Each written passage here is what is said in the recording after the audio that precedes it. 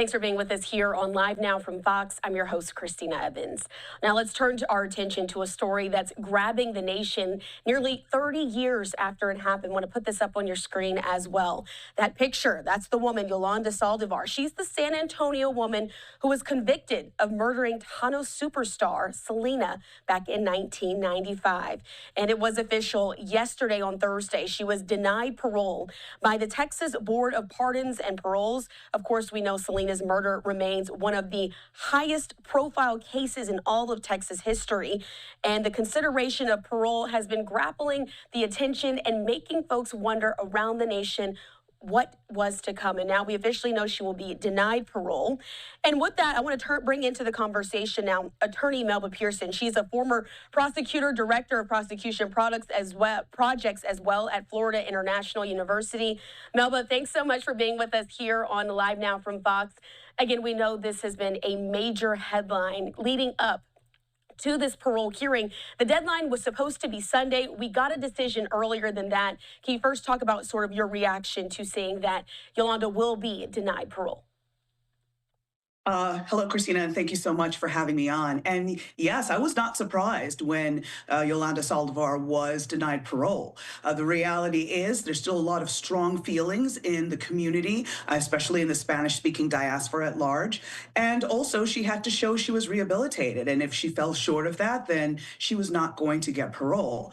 And again, I mean, the heinousness of the act, while it did not rise to the level of death penalty, was still very shocking and is something that the shockwaves are still reverberating 30 years later. So again, I was not surprised at all that she was denied parole.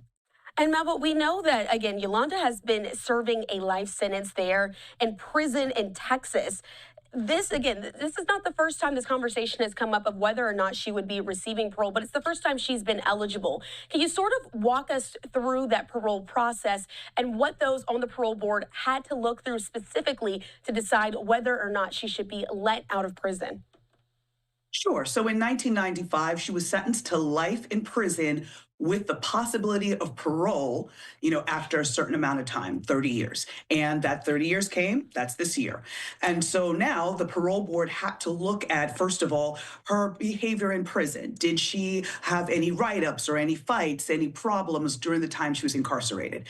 They also want to look at what did she do to better herself while she was in prison? Did she avail herself of any classes or of therapy, or did she help others? Did she lead a study group, something along those lines, a Bible group, whatever?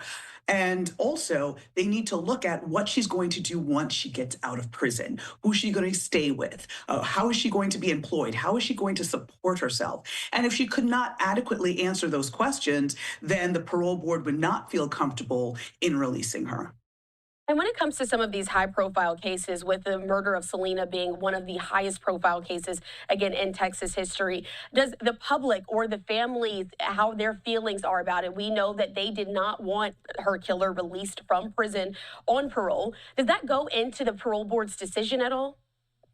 It does. It does. Now, if the parole board feels that the person that is incarcerated has met all the criteria and it's solely the family's word, that will still carry weight, but they may override that. They do have the power and the ability to do so.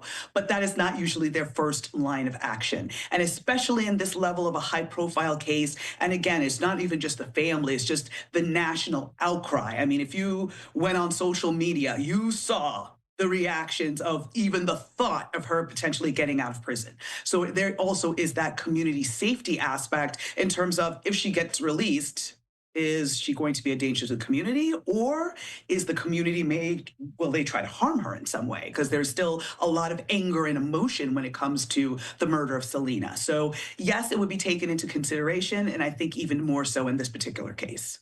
Looking ahead, we do know also another decision that the parole board had to make was when the next time that she would be up for parole. And they decided that that won't be until 2030.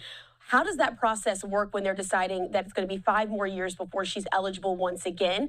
And what do you think will come in those next 5 years? Is there anything that she could do in the meantime behind bars? We know we've talked about how you're bettering yourself for the community, what your plan is once you get out of prison, if you are released. What, again, lies ahead for Yolanda now that she's going to be remaining behind bars? Well, the 5 year mark is not abnormal because usually, when the parole board has these hearings, they're not going to see the same incarcerated person after 1 year, right? Because what's going to really change in a year's time? Now, 5 years is more appropriate because that gives time for the person incarcerated to look at what their recommendations were, or if there was anything in the decision that they can use to improve their lives moving forward so that they're in a stronger position once their next parole board hearing comes. And in this case, in 2030 with Yolanda Saldivar. So during that time, I would think that she would, number one, want to tighten up her plan post released and make sure that she can assure the parole board that she does have a path forward and that she will not cause a commotion. She has a plan to be somewhere that she won't be encountering fans and having confrontations and that sort of thing. And also, again, the program inside of prison. Is she going to do sort of like a violence a program in terms of anger management? Is she going to get a GED or get a college degree or something along those lines? So they're going to be looking to see what improvements have been made over the course of 5 years. And again, that's also showing her drive and initiative like, hey, I really want to get out. I really want to be a productive member of society. And here's what I've done in response to your concerns that were brought up back in 2025. All right, Melba, we cover a lot of these cases here on Live Now from Fox, just as they get public intrigue going. So we've been talking a lot about the Menendez brothers and their conviction that's happening right now in California. What the aspect is with that case, the Menendez brothers, they currently have several paths that could allow them to be released from prison. And we do know that one of those is a full pardon from Governor Gavin Newsom there in California. I want to use that example to take it back to Texas. What other pathways does Yolanda have? Is that option still available for her to appeal to the governor there in Texas, Governor Greg Abbott, to see if he would be willing to pardon her? I mean, I'm sure the likelihood is not that high, but it is one of those things that gets discussed as well. Yeah, I'm sorry, I had to smirk on that one because I don't see a pathway at all. Like the parole board is the only way. I don't see the governor wanting to touch that with a 10-foot pole. And if he does, he will promptly lose the next election, trust and believe. So I don't see that as an option.